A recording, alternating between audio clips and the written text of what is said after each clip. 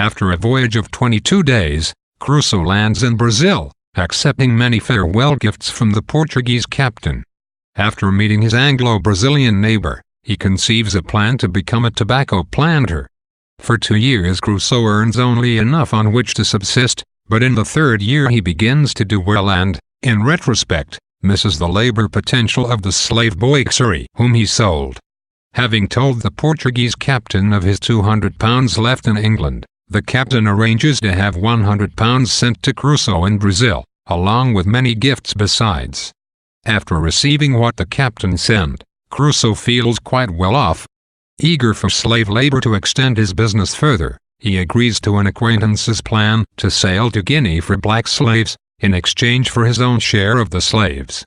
After writing a will leaving half his possessions to the Portuguese captain, Crusoe sets sail for Guinea on September 1, 1659 with a cargo of trinkets with which to buy slaves. Sailing up the South American coast, the ship encounters a storm, and 2 men are lost. Crusoe fears for his life.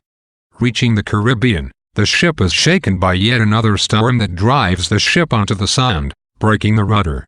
The ship is clearly doomed, and the crew climbs into boats to make for shore. Crusoe loses sight of his mates when all are swept away by an immense wave. Finally Crusoe makes it to shore, where he immediately prays to God in gratitude. He never sees a sign of another living crew member. After drinking some fresh water and finding a tree in which to sleep, Crusoe spends his first night on the island. Awakening the next morning refreshed, Crusoe goes down to the shore to explore the remains of the ship. Swimming around it, he finds it impossible to climb aboard until he finds a chain hanging, by which he pulls himself up. Crusoe conceives the idea of building a raft out of broken lumber, on which he loads provisions of bread, rice, goat meat, cheese, and other foods. He also finds clothes, arms, and fresh water. He sails his cargo-laden raft into a small cove, where he unloads it. He notices that the land has wildfowl but no other humans. Crusoe returns to the ship 12 times over the following 13 days. On one of the later trips he finds £36, and he sadly meditates on how worthless the money is to him. After a strong wind that night, he awakens to find the ship's remains gone the next morning. Wary of savages, Crusoe decides he must build a dwelling or fortress, as he calls it. He chooses a spot with a view of the sea, protected from animals and the heat of the sun and near fresh water. He drives wooden stakes into the ground, using them as a frame for walls. Crusoe sleeps securely in the shelter that night. The next day he hauls all of his provisions and supplies inside, and hangs a hammock on which to sleep. He also builds a cellar. During a thunderstorm he suddenly worries about his gunpowder supply, which he separates from the other supplies and stores in the cellar. Crusoe discovers wild goats on the island. He kills one and then sees that it had a kid, which he then kills too. On about his 12th day on the island, he erects a large cross that he inscribes with the date of his arrival, September 30, 1659. He resolves to cut a notch on the cross to mark every passing day. He also begins a journal in which he records the good and evil aspects of his experience, until he runs out of ink. He keeps watch for passing ships, always disappointed.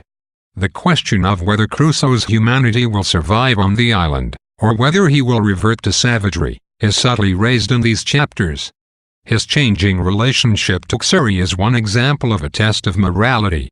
During his early acquaintance with the boy, Crusoe appears genuinely fond of him, moved by the boy's expression of loyalty and by their solidarity as slaves of the same master. But then, Crusoe, recently a slave himself, coldly sells Crusoe to the Portuguese captain with no compunction at all. When Crusoe thinks about Crusoe later, he does not recollect memories of a long-lost acquaintance, but instead laments missing out on the potential for slave labor. He and his planter neighbor both wanted help, and now I found, more than before, I had done wrong in parting with my boy Crusoe. We might feel what is wrong is not his business decision, but the sale of his supposed friend as a slave for profit. The question of whether morality is socially adaptable or naturally inborn was disputed in 17th century England, The philosopher Thomas Hobbes has maintained that men are naturally savages. Crusoe is a case study in the nature of human morals. Crusoe's sense of religion seems, on the one hand, to develop